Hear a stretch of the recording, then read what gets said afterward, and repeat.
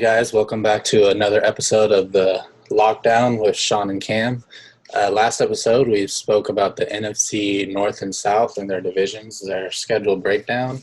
And this episode, we're going to speak on the NFC East and West. And just speaking first on the East, it's going to be different. I don't know if everybody knows this, but the Eagles may or may not have a leg up on the rest of the division because the Cowboys, the Redskins, and the Giants all have new head coaches, Cameron. I must agree with new head coaches. It's a big impact on how a team develops their chemistry and how well quarterbacks and coaches specifically work together. So Philadelphia is at the moment head and shoulders above their competition in their division. Right, especially with everything that's going on right now with COVID and having to do Zoom and all that. And you got to think usually when a new head coach comes in, they implement a new offense or defense depending on, what philosophy they have going into it. They appoint their own coaches, their own scouts, all that. So everything almost turns to brand new. And with the Eagles retaining, Doug Peterson and having Carson Wentz, granted he's coming off injury, but you got to think that they already have, rapport, they already have chemistry within each other. So it's very possible that at least maybe for the start of the season, they could come out on top quick because, they're more cohesive and the rest of the teams probably are going to have to play catch up to kind of, build some chemistry with their new head coaches. Yeah, it's going to be fascinating division to watch. Mike McCarthy and Dak Prescott, Ron Rivera, Dwayne Haskins, Joe Judge, and the quarterback of New York, Daniel Jones. And being a Josh Daniels for some reason. Yeah, Daniel Jones. So they're going to have to play a game of catch-up in this offseason if they want to compete with the lethal Philadelphia Eagles. Right. And it seems like almost every year the division is always a tight race, especially between the Cowboys and the Eagles. Yeah, a lot of bad blood between those two teams, but you never know. You might see a team like Washington or New York just sneak up and play spoiler in their divisional games. So I don't see either of those teams going far during the regular season per se, but they are no team to take light of. So interesting division overall. Right. So we're going to get into it right now. First team we're going to actually go over is the Philadelphia Eagles. And like I said, last season it was a tight race between the Eagles and the Cowboys. I think the Eagles had the edge, didn't they? Yeah, they ended up winning division with a 9-7 record. Okay. Yeah, that makes sense. I actually have them going, 9-7, 10-6 again this season. So we're let's take a deep dive into this. So in the offseason, they trade for, Darius Slay. Their cornerbacks were just not that great for them. I know they had some injuries, but their cornerback play has always been a little iffy. So I think they signed a really good piece in Darius Slay and trading for him. And then in the draft, I know a lot of people were not happy with, especially mainly possibly Carson Wentz or any of his supporters. They go out, they get Jalen Hurts out of Oklahoma. It's interesting that they drafted a quarterback. It's like with Green Bay, you already have an established quarterback on your team, and now you bring in a young talent and quarterback. So what message is the Philadelphia front office trying to tell Carson Wentz? Should he be worried that his injuries are going to jeopardize his position on the team? Or is it just a formality just to have a backup just in case if he does get injured? But I truly believe that the front office and Doug Peterson are going to be riding with Carson Wentz throughout his career. Right. And Jalen Hurts is just going to be a support quarterback during his tenure with the Eagles. Right. And getting into Carson Wentz, before his first injury, he was number one, number two in MVP voting that year. I believe they were like 12 and finished like 12 and 4 or something like that, and his stats were just off the charts that year. It was basically his breakout year. That was the year that the Eagles actually ended up winning the Super Bowl with Nick Foles in that magical run. But yeah, before his injuries, he was turning into a very elite quarterback, and some would even say that he's an elite quarterback right now. You know, granted, he's got that tag now of injury prone. He's been injured a few times, and he seems very brittle, especially when he gets hit, like in the playoffs when they played the Seahawks, when Clowney hit him, knocked him out of the game. I'm sure with everything going on right now, he's healthy, and let's hope that he stays healthy, for the rest of the season, unless he's playing the Raiders or the Niners. Wouldn't you agree? Yeah, I think to encapsulate last year's season for the Eagles, they were just devastated with injuries and poor play from the wide receiver core. They didn't have any playmakers who should have been playmakers, and Alshon Jeffrey. So they brought in pieces like Jalen Rager in the draft. Right, They also brought in a quick, speedy receiver in Marquise Goodwin from the Niners during the right, yeah, agency. So that'll be some help. But right now, looking at their offensive weapons, outside of Zach Ertz, who's already a top five, top three tight end, they just have Jeffrey and Deshaun Jackson, who's getting up in years, but he can still right. uh, a deep level threat. And I'm pretty sure he And got injured too last season. yeah, um, and their running back core as well. They had a lot of no namers just Right, arise in the playoffs and late in the season last year with Miles Sanders and Boston Scott. So right. I don't know how their running game is going to be this season, but judging from last season, despite all their injuries and poor playmaking, Exactly. Carson Wentz is, I think, that leader that can elevate teammates around him despite his own injuries and setbacks. So add that with Doug Peterson's genius call playing. I think they have the recipe for a competitive uh, year ahead of them. Right, right. And I think with they have Dallas Goddard, another good tight end for them, and also just touching more on the Miles Sanders. They think they have a good running back. They think they have a number one. I don't know about elite, but workhorse running back. If you ask some fans, some people, they think that he was better than Josh Jacobs. Oh, Me personally, even if I wasn't a Raiders fan, I don't think that. I think Josh Jacobs was far and away. If you look at the stats, aside from receiving yards, because Jacobs wasn't really utilized in the receiving game like Miles Sanders was, partly because Carson Wentz had literally barely anybody to throw to outside of Zach Ertz, so of course he's going to get his touches. But they really think that they have somebody in Miles Sanders. They think he could be that guy for them. And I guess we'll see. It's possible Corey Clement comes back, gets his job back, and outshines him. But that's just a kind of on a wait and see basis. And then you look at their defense.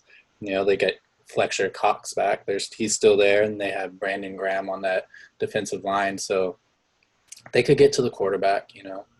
And I think especially within the division, guarding Amari Cooper, Gallup, I think Darius Slay was a very solid move, especially, to guard Cooper because Cooper would be that number one wide receiver. yeah.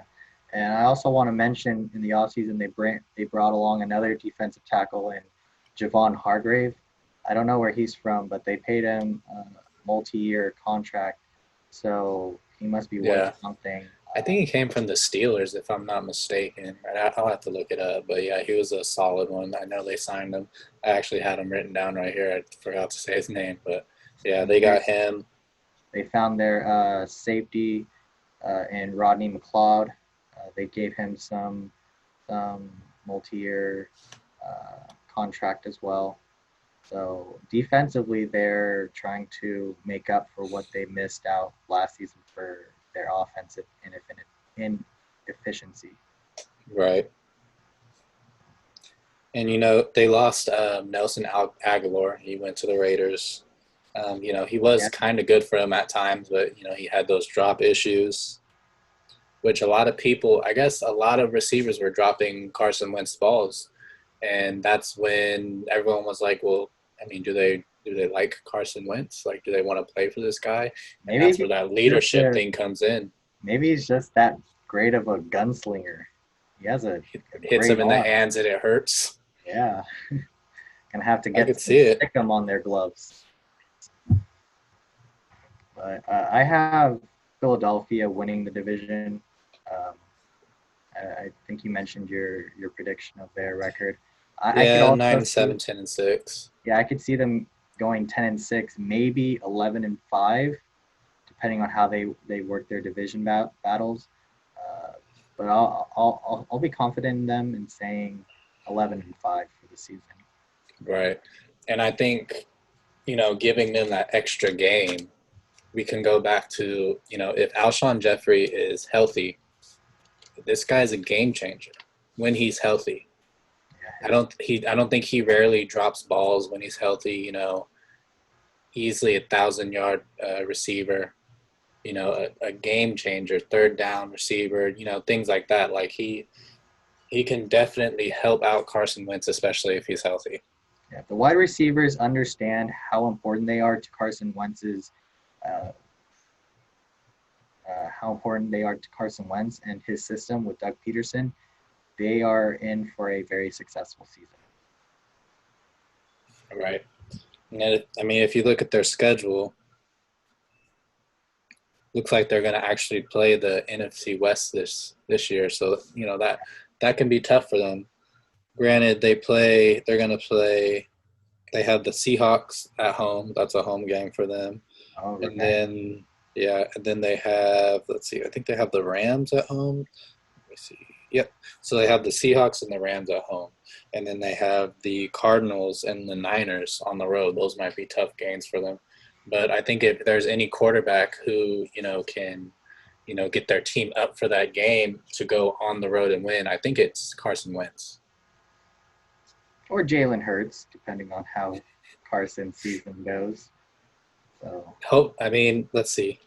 Hopefully it's not. It's not, because it's like week 4.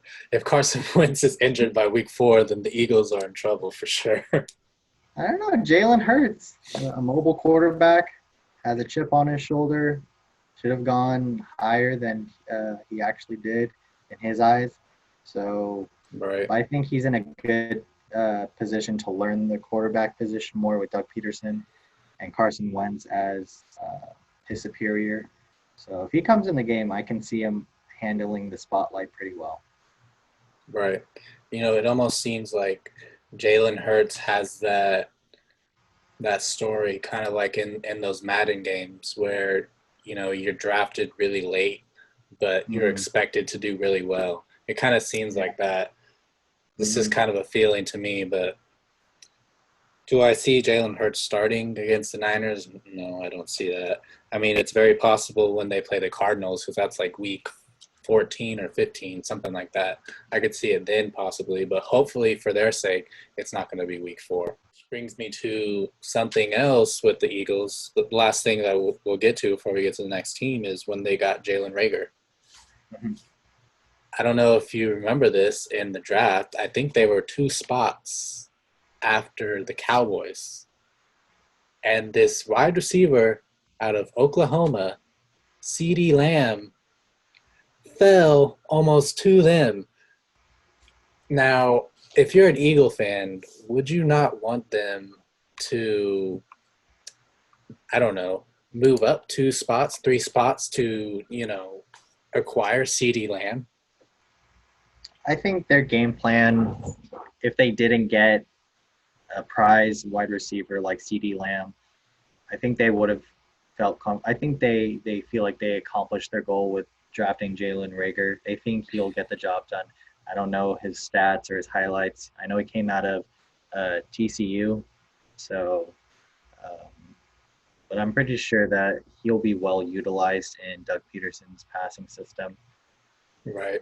And I think too, I mean, what I'm pretty sure what Eagle fans are hoping is that, CeeDee Lamb does not turn out to be, what everybody is expecting him to Yeah, be. a And that boom. is a huge game changer, you know, destroying defenses. I don't think the Eagles, that's the last thing that they want, especially because they could have had the opportunity to move up and get him because CeeDee Lamb he dropped pretty farther than a lot of people thought. They thought that he was going to go to the Raiders. He thought that he was going to go to the Niners, Yeah, and then the Broncos, the Bucks fell all the way to the Cowboys, and the Cowboys could have possibly got a steal, which actually brings me to our next team, America's team. ugh. Ugh, right? I know we're not supposed America's to be too biased. America's America's most hated team. That's what we'll call them. America's most hated team, the Dallas Cowboys. And like I said, new coach Mike McCarthy. Is it possible? Do you think, looking back, if the Cowboys knew that all this was going to happen, do you think they would have possibly said, you know what, we might have to keep Jason Garrett for one more year? I don't know. It's very the drama between Jerry, Mike, Dak, and surprisingly not Ezekiel Elliott. It's just it's getting in the way of them trying to accomplish a goal as a team. And I heard from uh, other radio shows that Mike McCarthy and Dak Prescott haven't been in strong contact since the hiring. So I don't know if they're just busy with their own individual off-season schedules, Right. or this is could be hinting at because Dallas hasn't they just missed out on paying Yeah, Dak they missed the Prescott. mark barely too. So that plus because if you're a new coach coming into a team, especially a team as prominent as Dallas, you would want to talk to your quarterback and get to know him and develop that chemistry, especially in Exactly. this climate where everything is done online just for the sake of Right. health.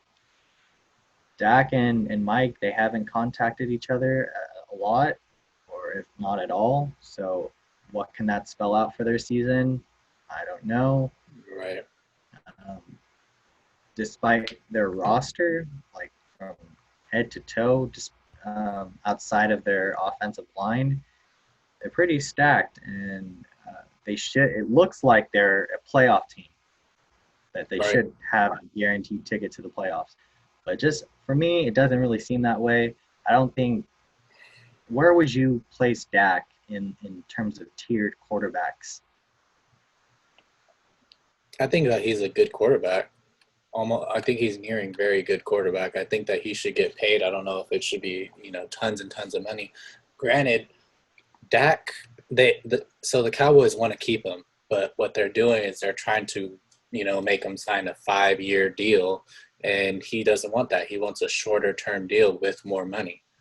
And what the Cowboys want to do, I guess, is give him more years to play, but a little bit less money, maybe more guaranteed money, if that makes sense. But I think that he's good, but at the same time, I think, especially with all these negotiations and all that, which are basically over now, he has to wait and see if he wants to opt out of this season or end up playing it on the franchise tag. But he has someone behind him, Andy Dalton.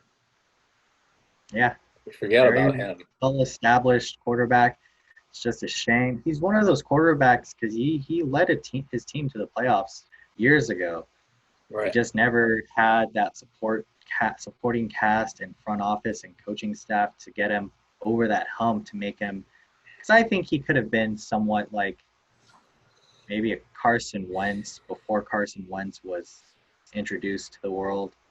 He has that type of talent, and it's a shame that it kind of wasted away throughout those years. The best thing he ever had was AJ Green, but he suffered all those injuries. Um, Right. so it's good that Dallas has a backup plan with Andy Dalton, even though I I would probably take Dak over Andy throughout the season based Probably. on his athleticism alone. But I think also Dak Prescott, he can develop a much sharper IQ as a pocket quarterback, develop a good read of defenses in the passing game, and learn to expose that, especially with the weapons he has now. Yeah. Um, I know they in the offseason they picked up a tight end, Blake Jarwin. I don't know where he came from or how he did, but I He think came from that'll the be Jaguars.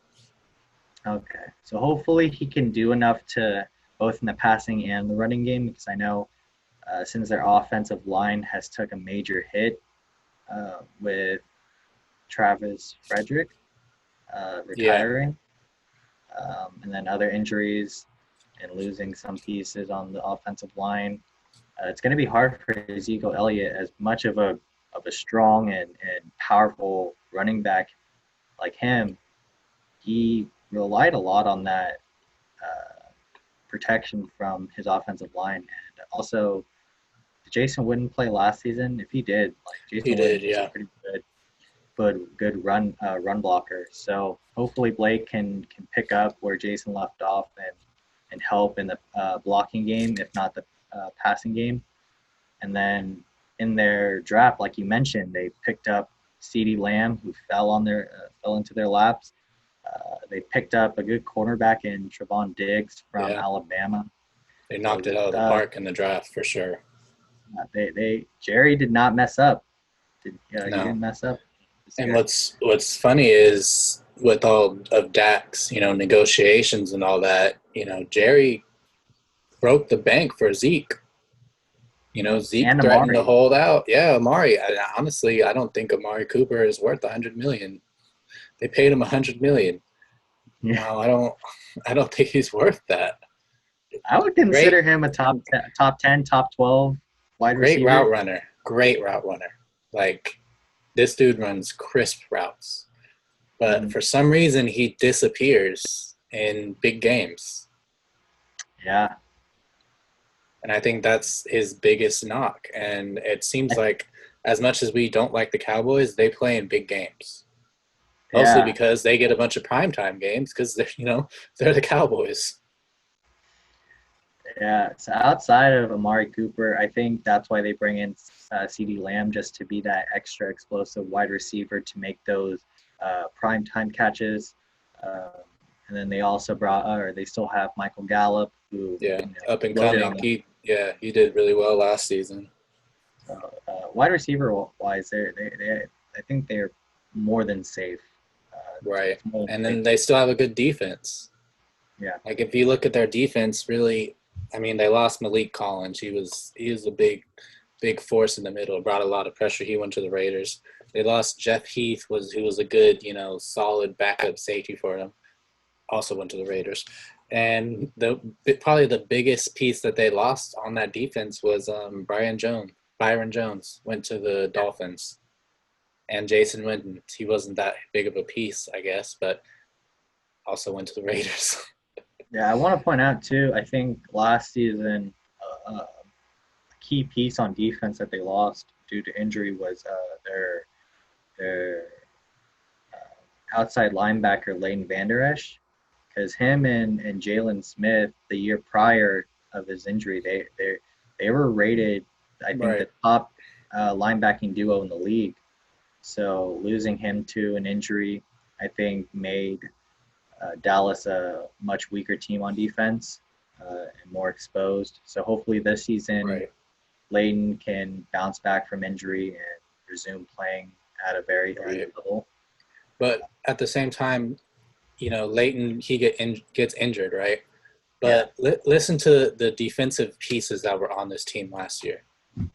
You had Demarcus Lawrence, you had Robert Quinn, you had Malik Collins, you had Jalen Smith, you had Byron Jones, you had Cheeto Awuzie. I think I don't know if I spelled that right. It's a Uzi, I know. crazy name. Yeah, you had all those pieces. So when I hear that, Leighton Vander Esch went down, it's like, okay, yeah, that sucks. He also still had Sean Lee. Granted, he's getting older, but he's still a formidable, linebacker. So when I look at this roster, it's almost as if I'm looking at the Chargers roster, offense and defense. But the thing is it seems like the Cowboys have their guy in Dak Prescott. I mean, in almost every year that since he's come into the league, they've been for the most part successful. I believe he's won his division a few times, since he's come into the league. So, with the Chargers, it's like they had setbacks a lot of times because they couldn't get the quarterback usually would hold them back. But I feel like the Cowboys, I mean, is Dak Prescott the scapegoat as to why they would say go 8-8? Um, yeah, you bring up some good points with Dak Prescott. He did lead his team to multiple division titles. He brought them to the playoffs on multiple seasons, but he just hasn't been able to be that star Dallas quarterback like someone like Troy Aikman or Tony Romo even. Like to the Right. eyes of Dallas, those were true Dallas Cowboy quarterbacks. They're gonna play some pretty hard games this season. They have the Niners, they Yep. have the Ravens, Oof. the Vikings. So they have the Eagles. They're gonna play the Eagles twice. Those are always tough games, no matter what. And I'm What's pretty your sure. what's your prediction? What's your prediction for Dallas and in Philadelphia? Who's gonna win? Oh, okay. So it's gonna be a split, 1-1. Yeah. So, and honestly, they play the week before week 17, week 16. I think that's going to be a determining factor, for possibly who gets the first, spot in the division. It's very possible. But I have them splitting. I think they usually split, but sometimes the Cowboys, they'll sweep the Eagles. I don't know how they do it, but they'll sweep them. How about overall record? Overall record for them, I had them going 8-8, 9-7. Same, I same. actually have them kind of tied after the Eagles for another team, but I won't mention that because they're the next team. Okay, yeah, but I have them 9-7. Um, I don't see them getting a 500 record, but I don't see them also getting double-digit wins. It actually brings us to our next team, and that's going to be the New York Football Giants. All hail the New York Giants. And they, well, I think they had the third or fourth pick in the draft. Their offensive line wasn't good. That really, who they get from the Patriots, Nate Solder. They signed Yeah, him to a fat contract. I don't know if he's necessarily lived up to it, but they signed it to him. And they go out and they draft, as Gettleman would call, the hog molly, Andrew Thomas. Try and protect Daniel Jones. They go out, they get Blake Martinez from the Packers, mhm. a solid linebacker. They get James Bradbury, cornerback from the Panthers, to help out with the back end. And they have DeAndre Baker, who a lot of people are, saying is kind of a bust right now. But, I mean, it's only been like 1 or 2 years, something like that. So I think we should just wait and see, how that plays out. Maybe James Bradbury will help out DeAndre Baker because Baker's not going to take the number one guys now. He'll take the number two, number three guys. They get Leonard Williams. They got him from the Jets. And in the draft, they get Xavier McKinney, really good safety. I believe he came from Alabama. Alabama. So they're doing their best to shore up their secondary and trying to boost their defense. And McKinney, he's going to be paired with Jabril Peppers Yep. from the Browns. He was also a pretty solid, formidable safety. So they're really trying to make sure everything is good to go because they're going to play some pretty good receivers just even in their division. And that's just defense. We go into the offense now. Daniel Jones going into his second year. Um, I mean, what if he bursts on the scene like Lamar Jackson did? You never know. I mean, granted, we have to also mention he has a new coach. Yeah. So things are going to be different. It might be a little difficult, to learn everything. But I mean, we'll see what happens. You still have Saquon Barkley in the backfield. You know, arguably the best running back in the NFL. Not according to Madden. Who was it? Oh, it was McCaffrey, Christian, wasn't it? Yeah, Christian McCaffrey Well, made the 99 club. that that would make sense. That's arguable. Mm-hmm. Okay, arguably the top 3 running back in the NFL. Yeah, Sterling Shepard, wide receiver. You have Evan Ingram, tight end. I'm not too high on Evan Ingram. I think he's a little not overrated, but kind of has not really lived up to, his hype. But I'm sure he can do better. So it's really going to depend on that secondary, and it's going to depend on Daniel Jones.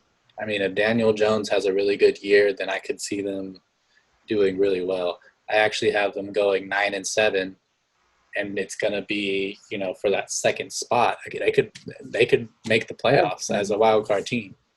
Dude, that's doubling their win total from last season. With you might what are your thoughts on Joe Judge as a head coach? Because I don't even know where he came from. I don't either. I think he came from the Patriots or something. Oh, was he a coordinator? I think so, something like that. But I don't know. I feel like the Giants, they played some good games, last season, and I think everyone was, saying how Daniel Jones was not the pick. And he comes out and, he's proved some people wrong. And I think with some of the additions and, they still have Saquon Barkley. They get Andrew Thomas to help block for him. If Saquon Barkley has a really good year, then I could see them winning 9 games. Yeah, I'm not. I think for me, I see New York as still a rebuilding team because this is Joe Judge's first season as a coach. I don't know how he's going to vibe with Daniel Jones. I think Daniel will help bring him along. And I think their culture is improving post Eli Manning retirement. So I don't have them competing in their division. I have them competing in games, but I give them a 6-10 record. Okay. So it's a major improvement over 4-12, but it's not going to be enough to overthrow, because they're going to be in a tough division with Dallas, Philadelphia, right, and even Washington. I can see their Washington's defense eating up just any team, including New York. So they're in for a tough schedule. Plus, they're playing the NFC West and I think Baltimore, like you said. Yeah, they play the Bears too. Yeah, the Bears, the Ravens, the Browns. So I would like to see Joe Judge, how he schemes for those particular games for particular quarterbacks. Right. I don't know what his specialty is, but I think Daniel Jones can handle the pressure in his second year. Saquon Barkley, as long as he can keep healthy and he keeps himself protected with Andrew Thomas, Nate Soldier, he should be fine. Another spectacular season I see from him stats-wise. But overall, the New York Giants, I see them still rebuilding and still trying to find key components. I think that they're still right, especially in wide receiver. Right, and I think you make really good points. I think that they're quite possibly closer to the reality of 6-10 than 9-7, especially because of a new coach. So I totally forgot that with their new coach, it could be completely different. They could not win 9 games. They could possibly win 7-8 games. That would probably be, I believe, it could be their ceiling. 9 games, you're right, could probably be a little far-fetched. Yeah. So I could see 6-10 being a more realistic, record for them. And then we have the Washington question marks. Team from Washington. Team from Washington. We know, has their name come out yet? Did they choose one? No, it is. I read that it is extremely difficult and a long process and expensive to change a team name. But I think the front office are trying to do some trickery and loophole thing to get it to something similar to what they had previously, but not something that is blatantly offensive to a certain culture. So it'll probably be another week or two before or even longer if we Right. hear about their name change. But good for them that they're finally realizing that if they don't uh, change their name, they're going to lose a lot of sponsorships and a lot of Right. revenue. So. Well, it's like with I saw a thing, and I guess somebody has a bunch of nicknames trademarked, so they can't even use them. Oh, So it's gonna be different, especially to see a new team. They'll have to get new uniforms that they're talking all that, which might be cool. But I mean, here's some names that have been thrown out there. You got the Washington Red Tails. How you feel yeah, about that I one? read that one. Yeah, all Yeah, right. not, Sounds like a not that fox. into that. Yeah. The Washington Warriors, that's a popular one that I'm hearing. Okay, yeah. Maybe they'll have the magic of the Golden State Warriors and break a record. Maybe. Washington Red Hogs. That sounds like a freaking high Arkansas school team. sounds like Does it Arkansas. not? Doesn't it sound like a high school or like Pop Warner team?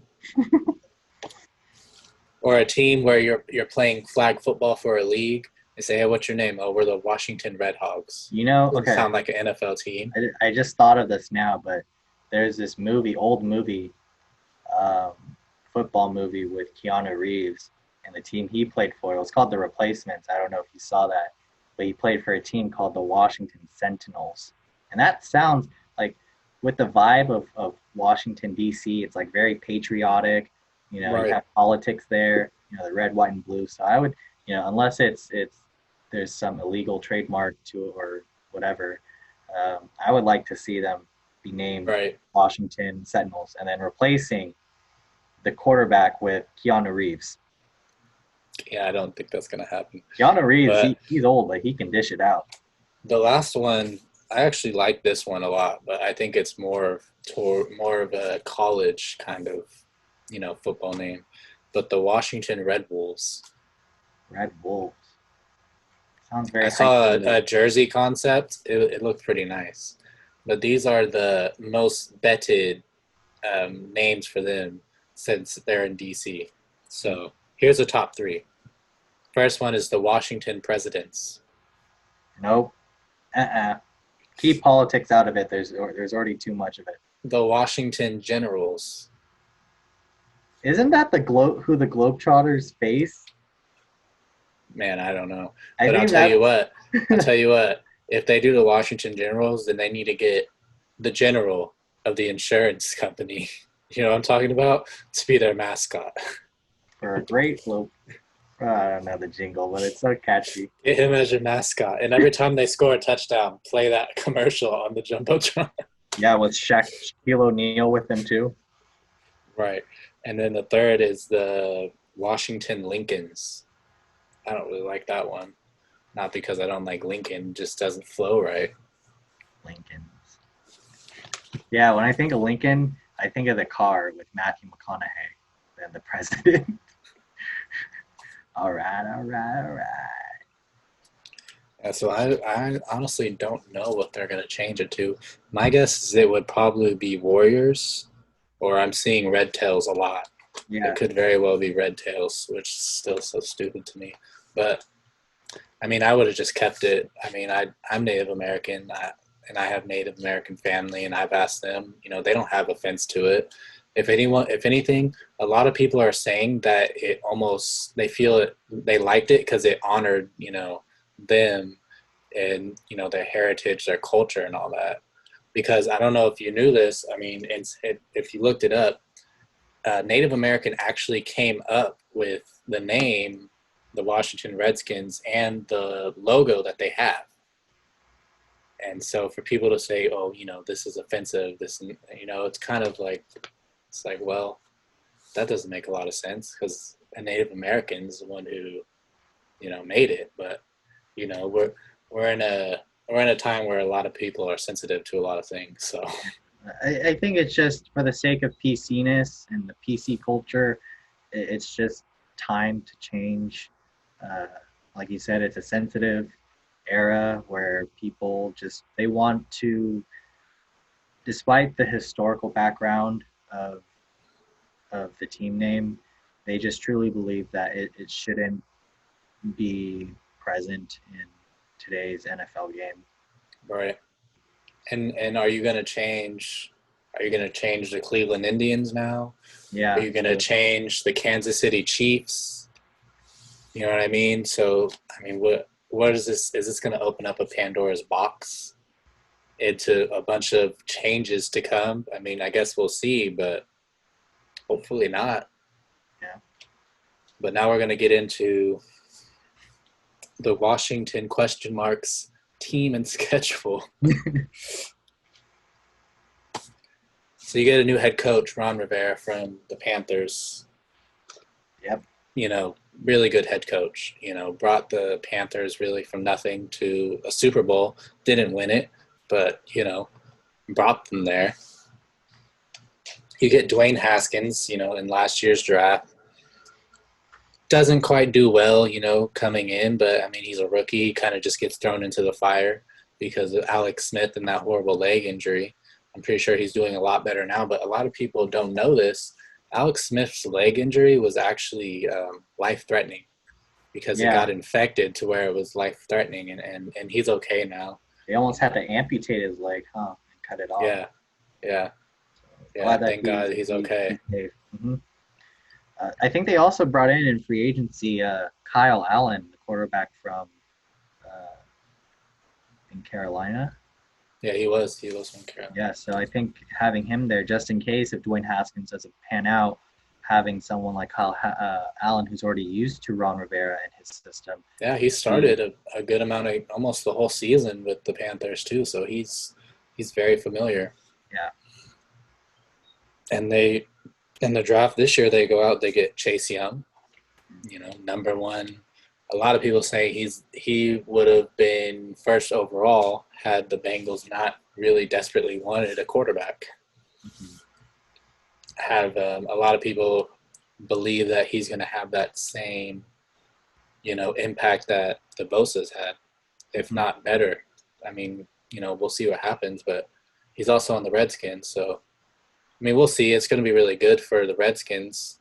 They already had a dominant defense to begin with. They were like top 10 last season. So adding someone like Chase Young is just going to break the ceiling.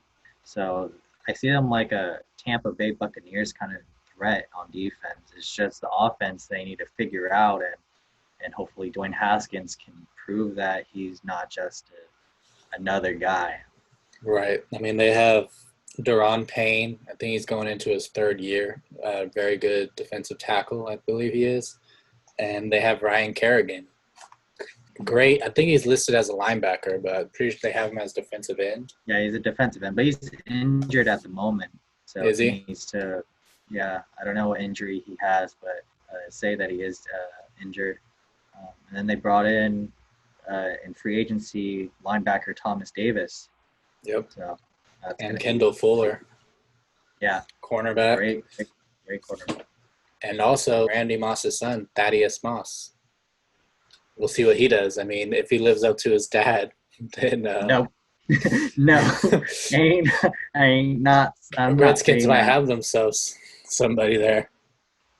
Just imagine seeing it on SportsCenter on the "You Got Mossed" tape. Like that's just not. It's gonna feel so like Inception, Right. Like Thaddeus Moss just mossed someone, but it's not because it's not named after him. It's named after his father. So Right. And two, they have Terry McLaurin. Last season broke out as a rookie, kind yeah, of great. around that AJ Brown. He was in talks for Rookie of the Year too, I believe, like top five, something like that.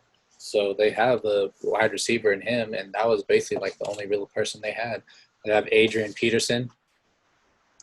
He's old, but I mean he could still be formidable. And they got Darius Geis.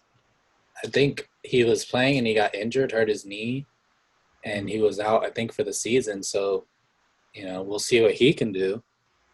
But it all comes down to how well does everything come together because you have a new coach. Yeah, I think they're going And to be Dwayne safe. Haskins, your guy. Yeah, I think they're going to play safe this season and not really rely on Dwayne Haskins' arm because of the amount of averageness they have on wide receiver and tight end. So I think they're going to do a lot of running schemes in Washington. So having Darius, Adrian, and they picked up like Peyton Barber too in the offseason. I think he's It's from, a lot of running backs. yeah, so they have a big running back committee.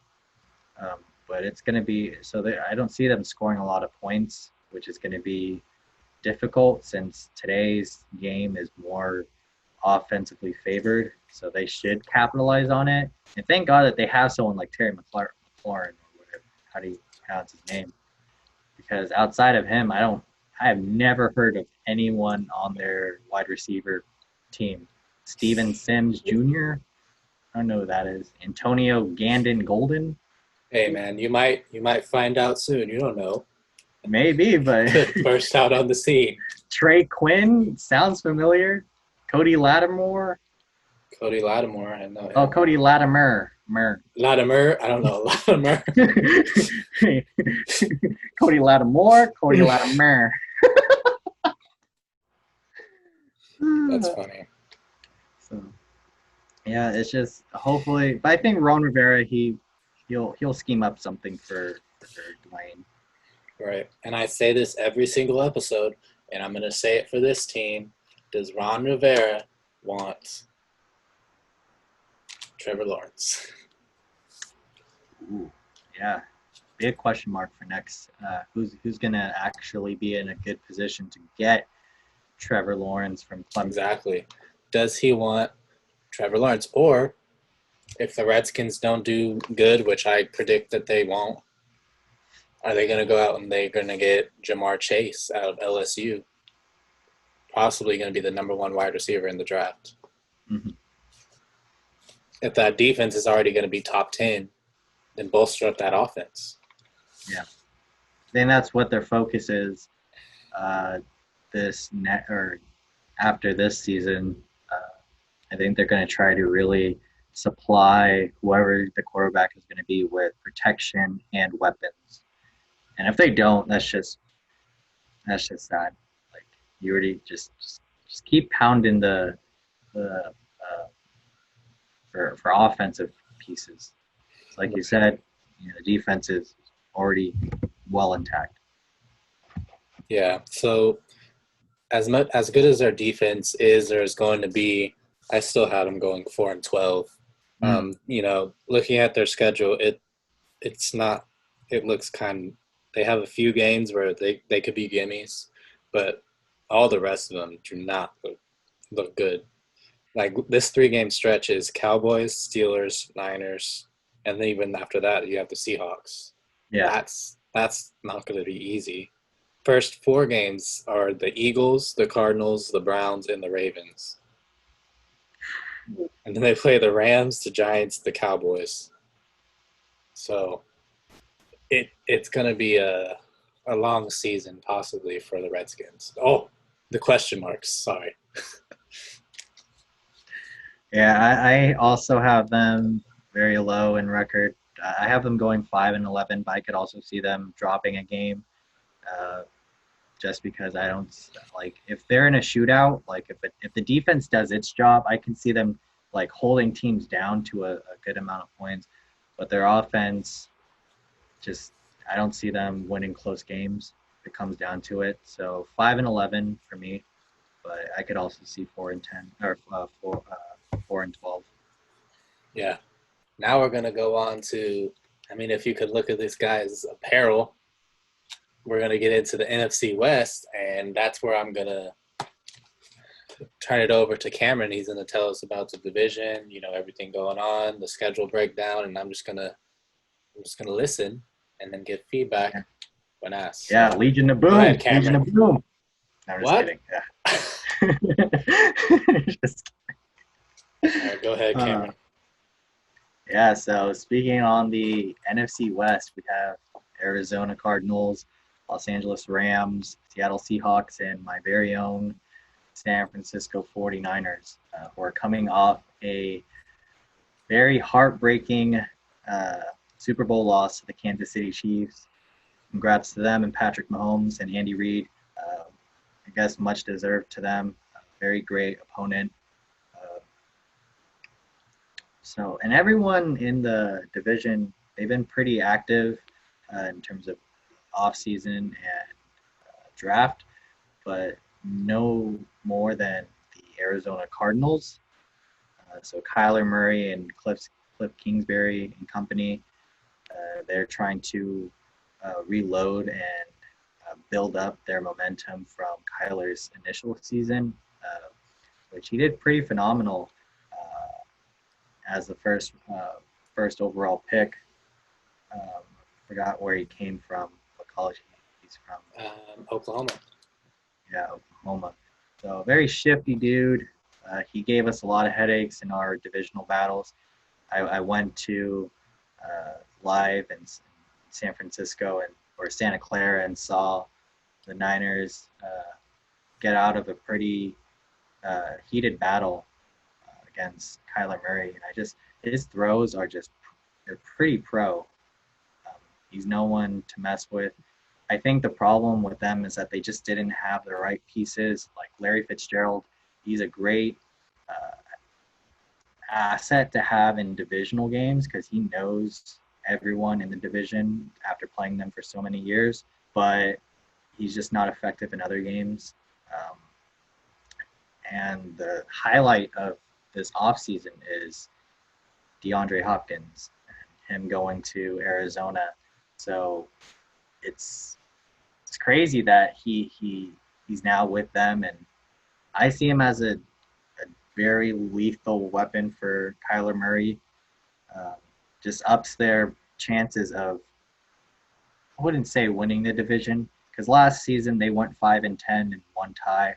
So I do have them giving everyone a headache in the division in terms of games being competitive again. I could see them splitting with just about everyone in the division, especially the Niners, who I think swept them last season, but they were close games. Um, so they got DeAndre Hopkins in the offseason, great wide receiver from Houston. I think the number one, number two, arguably in the league. Right. And then they pick up defensive end Jordan Phillips. So I think their defense, they're pretty stacked, especially with Drafted Isaiah Simmons. yeah, um, great pick. I don't know because he's pretty tall for a linebacker. Yeah, so he was he played safety, he played linebacker, and he played defensive end for them. And I think that the Cardinals drafted him specifically for one guy on the Niners, and that's George Kittle. They want him to line up on George Kittle and give him fits. Yeah, so they have great, secondary and Buda Baker, just a tackling machine at free safety. They still have legendary future Hall of Famer Patrick Peterson at cornerback. Byron Murphy. They have great sack artist in Chandler Jones. Man, And a he's great he's got to linebacker. be one of the most underrated, great defensive ends in a long time. He's putting up better numbers than Khalil Mack and Von Miller. Yeah, Like so one of and the and he more had 8 or 9 forced fumbles. Like this guy is no joke. So their defense, similar to like what they have across the league. I think a lot of teams just have great defenses. I think it's just a matter of is Kyler Murray going to take that next level step and really evolve his game? Because despite being the number one pick, he's still.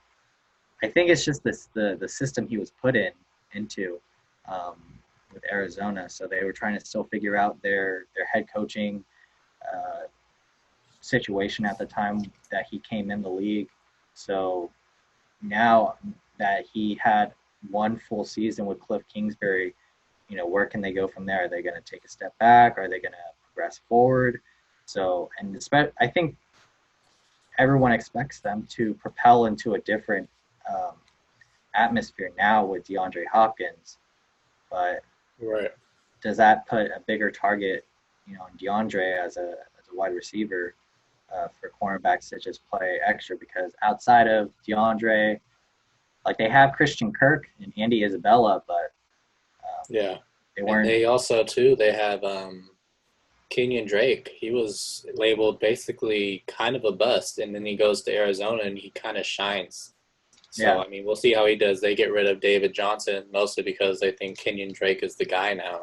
So we'll see if he's going to be a force in the backfield for them. yeah. So like things are looking pretty well in Arizona at the moment right now.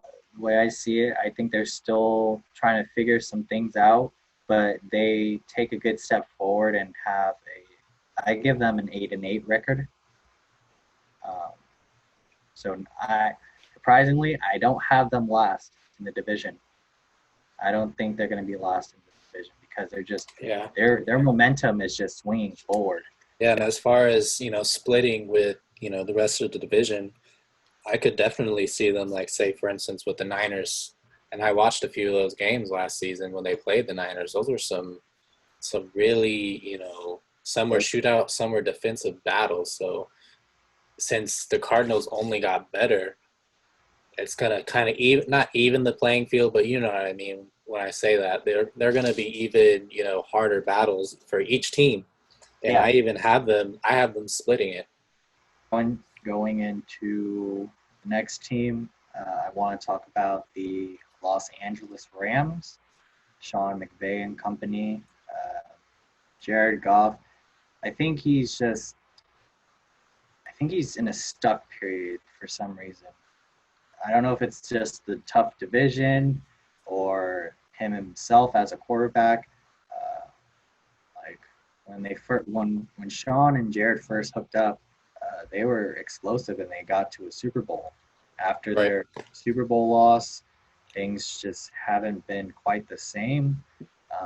Now with Todd Gurley gone, uh, their running game, they had a pretty good running game last season without Todd Gurley, but now the game rests on Darrell Henderson uh, and Malcolm Brown, and then I think they picked up in the draft. They picked up a running back, Cam Akers from Florida State. I don't know Uh, how he's going to do, but there's probably a purpose for him being there. Their wide receiver core, it's pretty good. Like it's pretty underrated, especially with Cooper Kupp there. He's just a dangerous weapon to have. I don't know if he's like a slot or if he's a wideout, yeah, but he's a slot receiver. yeah, but he's a Robert Woods great. would be the wideout. Yeah, Robert Woods, pretty all right.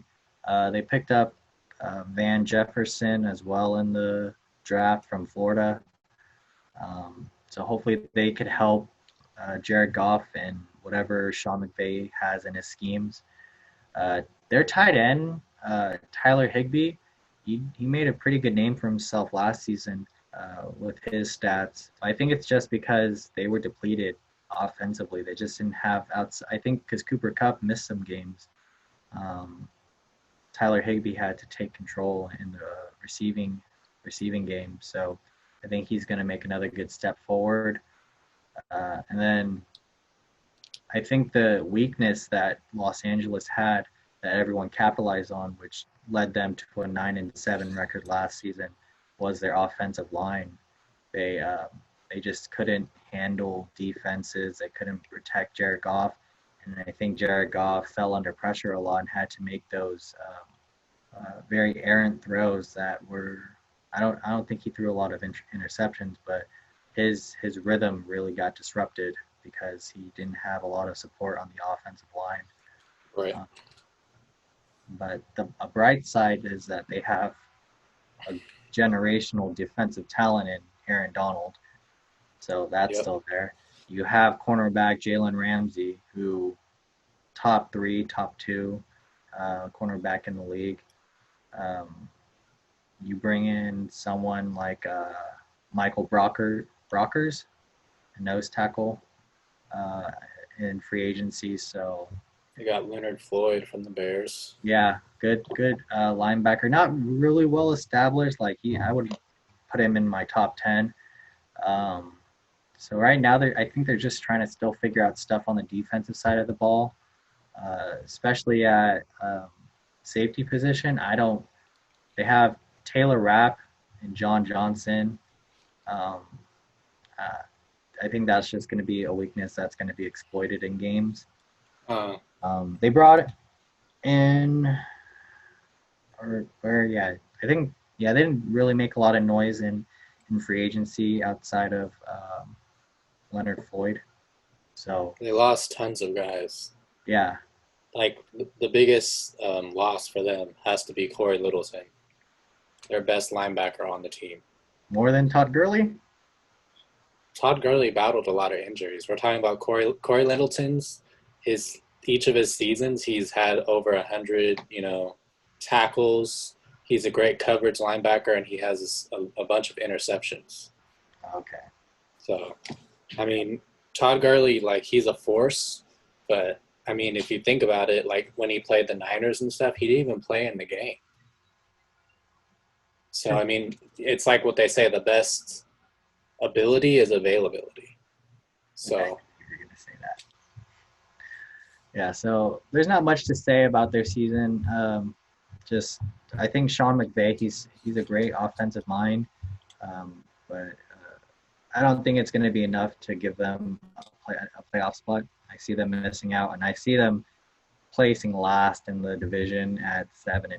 and if you look at their schedule, there's some pretty easy games on here for them, it seems, and some not so easy games. But I feel like kind of with the Rams, you don't know what team you're going to get, each week. So it's Depends on the like, play of the yeah, quarterback.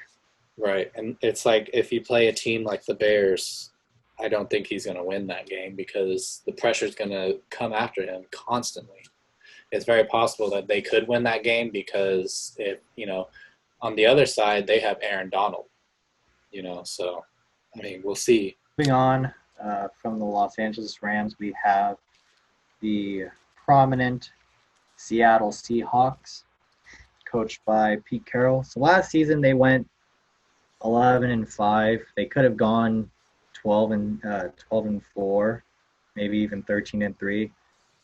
They lost a lot of close battles. And then in this offseason, the highlights that they picked up, they got a good running back in Carlos Hyde. So now, because they were truly devastated in the running back, which they're known for because of Marshawn Lynch. But now with him gone, they couldn't figure out their running back situation with Chris Carson, who got injured, especially late in the season and in the playoffs. Rashad Penny, I think one of them's from like San Diego State. So bringing someone like Carlos Hyde, he's not. I think he'll be the bell cow of the running backs, getting a lot of rushes. So he did pretty good in Houston with Deshaun Watson. So that was a pretty good pickup for them. So, someone to support Russell Wilson so that he doesn't have to run and scramble to pass, even though he is already elite doing that. Wide receiver wise, they get Philip Dorsett in free agency. Pretty good pickup. And now it's just, I think now DK Metcalf, the giant muscular wide receiver from last season, I think he's going to make giant leap forward in terms of his own statistics. Now that he has more time and developed a better chemistry with uh, Russell Wilson. 'Cause I saw like some YouTube videos of Russell Wilson hosting like a camp at his house for like a week or a little less than a week, and he had DK Metcalf there, and they were sharing a good bond with each other. Um, and just him, Russell, giving his knowledge of the game to DK really meant a lot to him. So I think he'll take that into his game and really shine in games. I know he was able to. I think he broke some sort of rookie record Yeah, I against the think he did. Philadelphia Like Eagles the most playoff. reception yards or something like that. So he's going to be a beast in the receiving game. And then they went and got and picked up Greg Olsen, the tight end from Carolina. Very reliable blocker, catcher. Uh, so anything you need him to do, he'll do. And he's just a great personality and character to have in the locker room as a leader. Right. So it's not just going to be Russell out there leading the team. Greg's going to be a very vocal leader as well. And then they have Jacob Hollister and Will Dissly, who's injured at the moment, but I think he'll recover soon. Um, those two are pretty good tight ends. I think it was Jacob Hollister who was centimeters away from winning a division for them against the Right. Niners, but just couldn't get that extra inch forward. So, but he's pretty good in the receiving game. I think I don't know how I feel about their offensive line. I think they had some issues over the past couple of seasons. They picked up left guard Mike Yapati. I think he's pretty old now, but I think he'll give you some production. So the offensive side of the ball like seems to be stable a little bit, especially at the running back position. And then moving on to the defense, it's not what it once was. No. You don't have Earl Thomas anymore. You don't have Richard Sherman anymore. You still have Bobby Wagner. You still have KJ Wright. So I think that's enough just to scare offenses alone with Bobby Wagner. Right. But And they two, they picked got up. Benson Mayowa from the Raiders. He's a good defensive end. Really Uh, good. I think he had like 7.5 sacks last season for us. So that's good. he's a very underrated veteran defensive end. Yeah. So and then they're back like their secondary. They have Bradley McDougal, Quandre Diggs, Shaquille Griffin, Trey Flowers, Quentin Dunbar. I think they picked up in free agency, so he'll get some starts. I think. Like it's not. I think if they're gonna lose games, I think it's gonna be outside of the division against teams who they aren't very used to defending or playing against. Uh-huh. So I don't see them winning the division, but I do Of have course you them don't. just I think vying for a playoff spot because it's Russell Wilson. He'll find a way to. I don't think he's ever had a losing season in his time as an NFL professional. So Nope. I give them a 10-6 record. I just don't think. I think people are just they can expose Pete Carroll's defense more now that he doesn't have that star power outside of Bobby Wagner. So, but I could see them in a lot of shootouts. And seeing Russell Wilson hook up with Tyler Lockett, DK Metcalf, maybe even Dorsett, making a last-second throw and winning it. But I have them going 10-6. I figured you probably have the Niners winning your division. I have them going 11-5, 12-4, and Oh, okay. I think that last game against the Niners, Week 17, is going to be it's going to be either for the division or it's going to be kind of it's going to be between seedings, if that makes sense. Like it's gonna be an important one.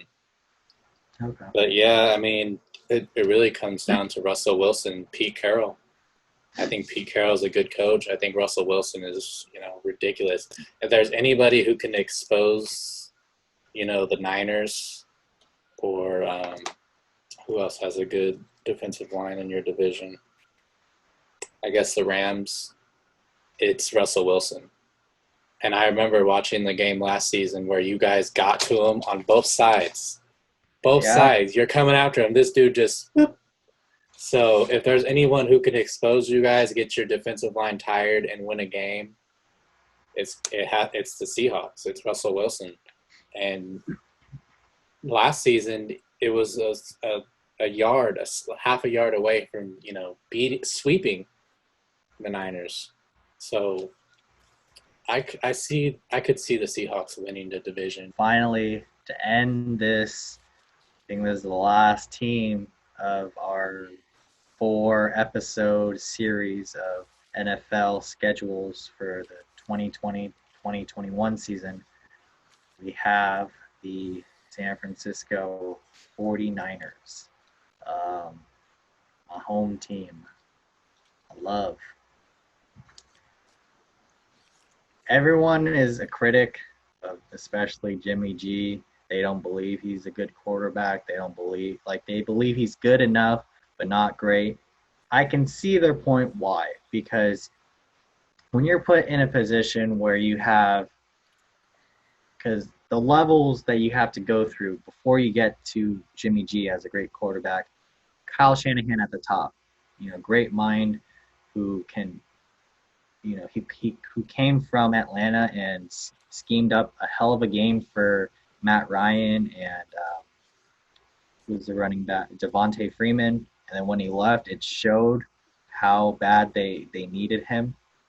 And then you go to tight end George Kittle, who's just improving his game year after year, and he's still on his rookie contract. So he's in line for an extension. Right now, things are not really looking so good in contract talks, but I think we'll get there some way. It's just a matter of time. We lose a key piece of our Super Bowl formula from last season in Emmanuel Sanders. He goes to our rivals in the Bayou in New Orleans. But I think this offseason we lost key pieces, Emmanuel Sanders, DeForest Buckner, but John Lynch was able to respond and fill those gaps with pieces they don't have star power to their name, but I think they're going to do the empty spot justice. So they picked up Javon Kinlaw from South Carolina, defensive tackle. I was hoping for the first pick that John Lynch would spend it on a wide receiver and give some more weapons for Jimmy G, but luckily he did address that in later rounds by getting Brandon Ayuk from Arizona State. Yeah, I'm hearing comparisons from mostly Niner fans that this guy is like the next Jerry Rice. Whoa, I never heard anything like that. Those must be diehard. I've seen, and I'm like, guys, do you know who Jerry Rice is? You're comparing. No. They're like, yeah, this is going to be the next Jerry Rice, and I'm like, He okay, he could be a good stable wide receiver number 3.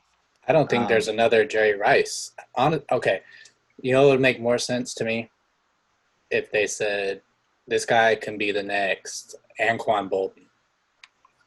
Yeah, that's a good comp. Strong and big. He's actually from he actually played some of his college ball in Sierra College in Roseville. Really? Wow. Yeah, and then he transferred to Arizona State. So good homegrown talent.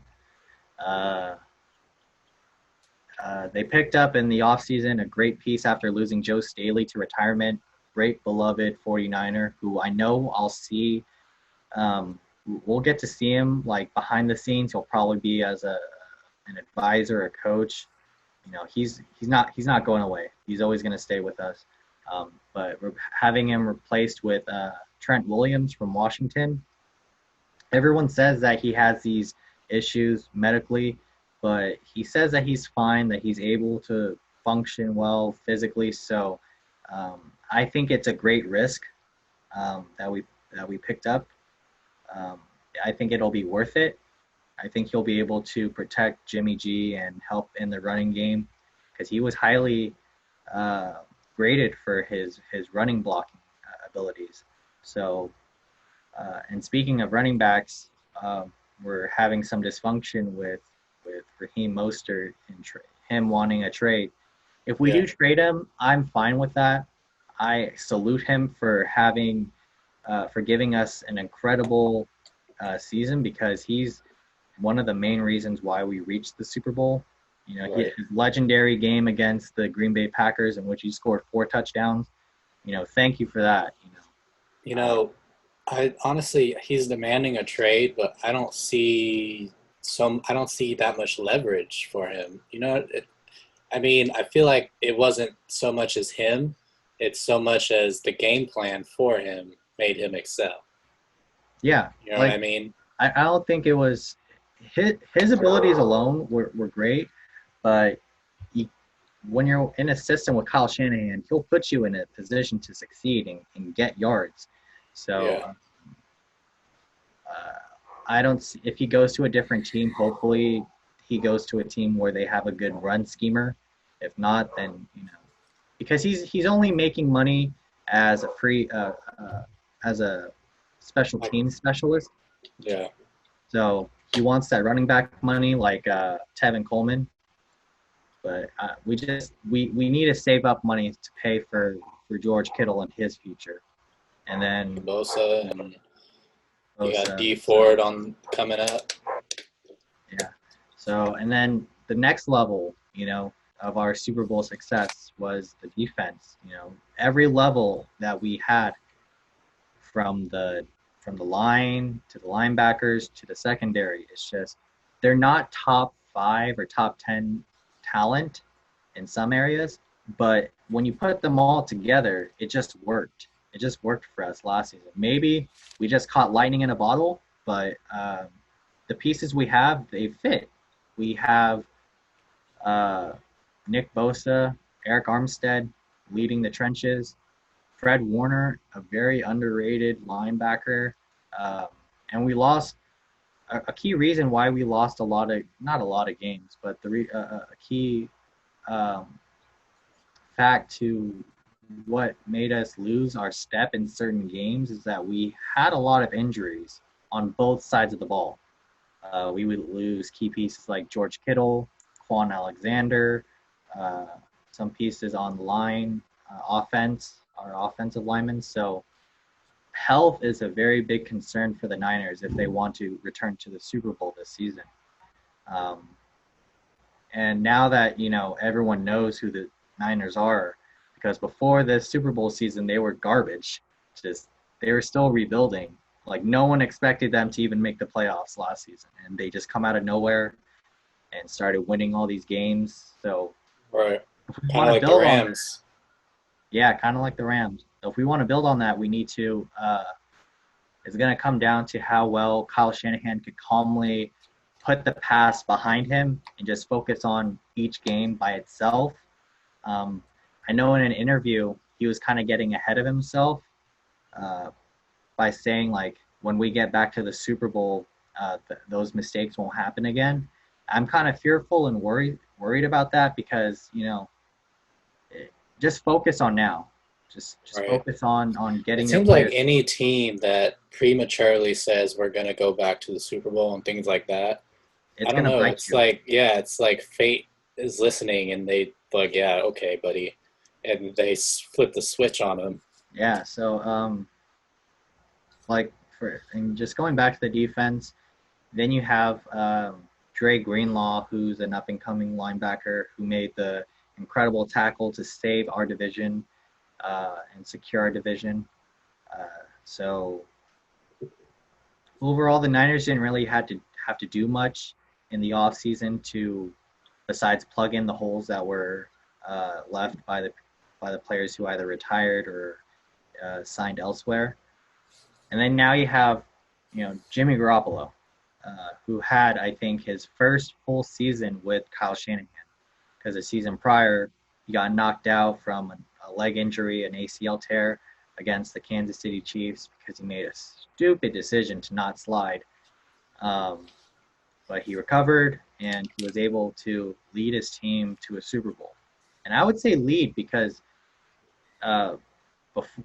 when Jimmy Garoppolo was injured, you had Nick Mullins and C.J. Beathard as your quarterbacks, and they had the same weapons as Jimmy G did, but they didn't do anything with it. They lost the games.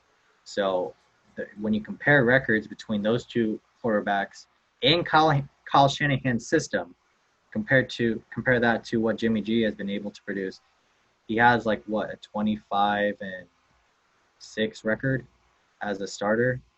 So you could say the numbers lie a little, but he gets wins, and everyone is on ship with Jimmy Garoppolo, especially George Kittle, who has this like Garoppolo Kittle 2020 like T-shirt or whatever. They have a good bromance going on, so I see a very stable, not bright, but stable future.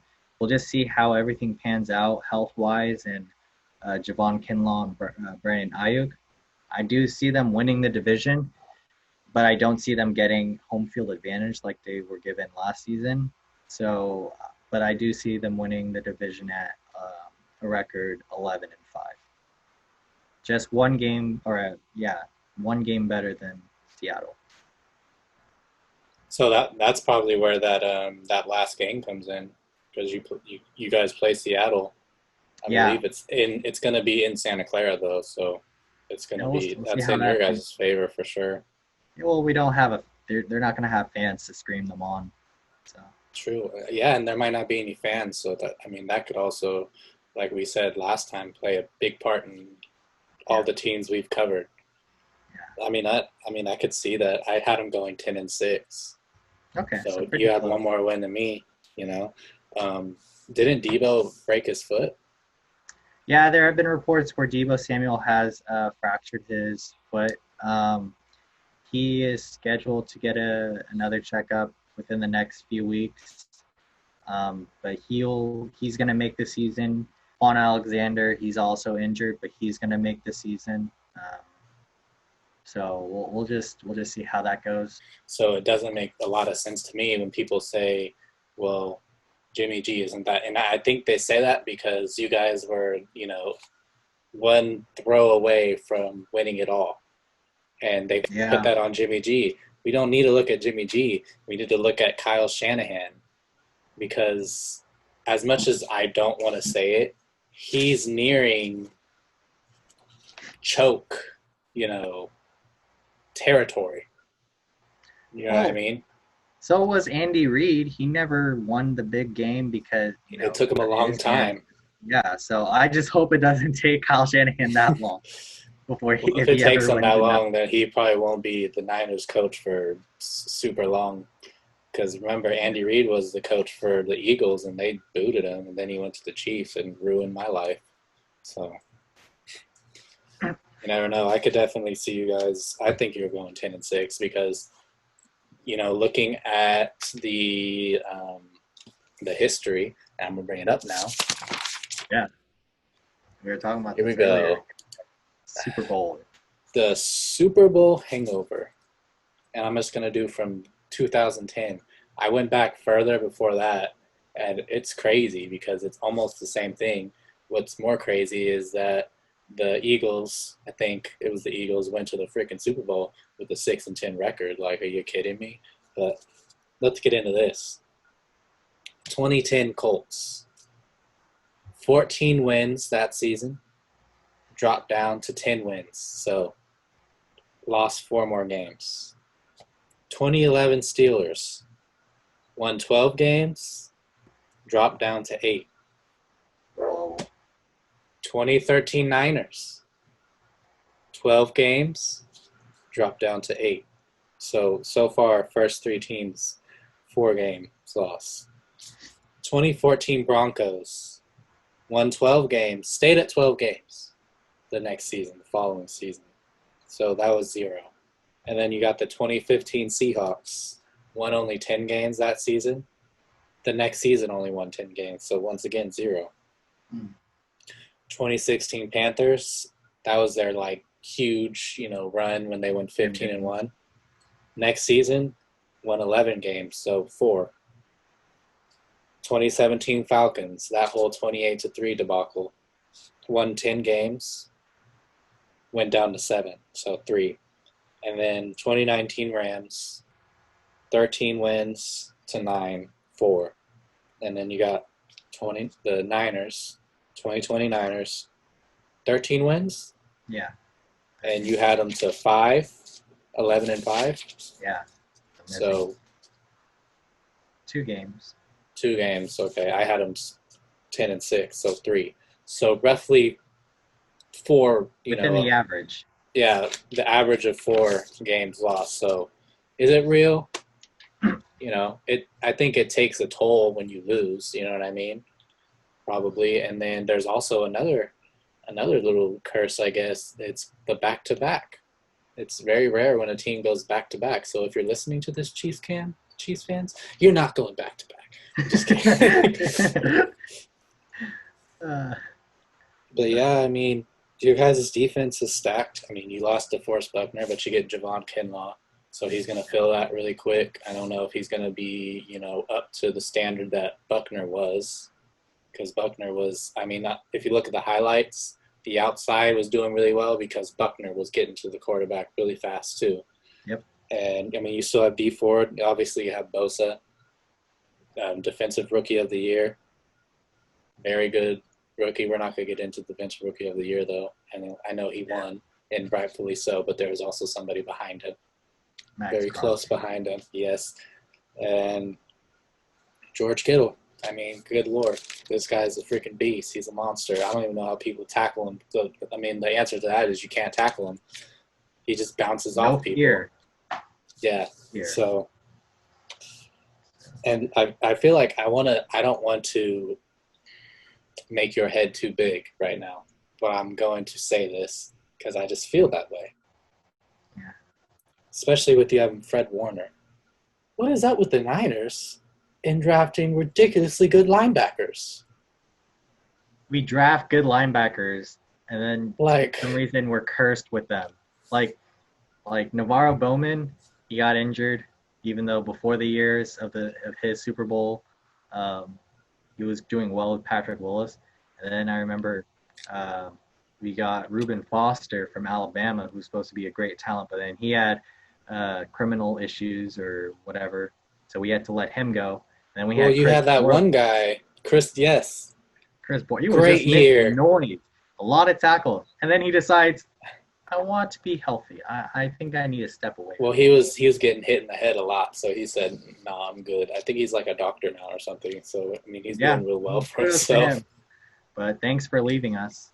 So we do well with drafting quarterbacks. It's just keeping them at the same level as like Navarro and Patrick. Right. It's going to be tough. It's a very gold standard kind of issue. And then one more point is Eric Armstead. Is it going to be – are you guys going to regret picking Armstead over Buckner? That's going to be the big question because Armstead just came on and did really good. Buckner has been solid basically from the beginning. That was my concern too, because if we were going to trade with Indianapolis, I think we had to give DeForest Buckner. If we would have offered Eric Armstead, they would have thought he wasn't as good before that season. So I don't think that deal entices us. So I think giving DeForest Buckner was a sacrifice we needed to make in order to get his replacement with Javon Kinlaw, who's younger, who's not as established. We don't know what he can do yet. But if you have Eric Armstead and Nick Bosa and D Ford, and then all the other, defensive linemen behind them, all the third and fourth and fifth stringers, if they can keep healthy, they create a lot of pressure. So when you have pressure from one side, it just eases up things from on other positions to really attack and get to the quarterback. So I think everyone in the Niners defense, they understand that when you do your job effectively, it just doesn't impact you. It impacts, all three levels of the defensive game. So that's where they really flourished and got, their mark as a great defensive team. And one more thing that I'm going to recap or I'm going to say before we recap this episode before we, go. Your one big piece that you guys kept that was A plus, and you probably are. It's not a player, it's a coach, and that's Robert Saleh. Oh yeah, Saleh.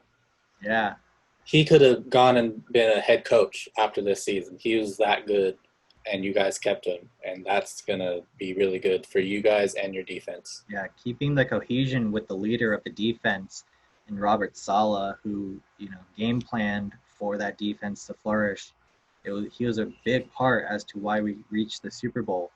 So like there's countless plays throughout the season against like the Rams, the Seahawks, the Saints, the Baltimore Ravens, where we uh, owe the credit to Robert Saleh. So it was great for John Lynch to retain him, and for Robert to understand that he's already at a caliber where he can coach a team by himself.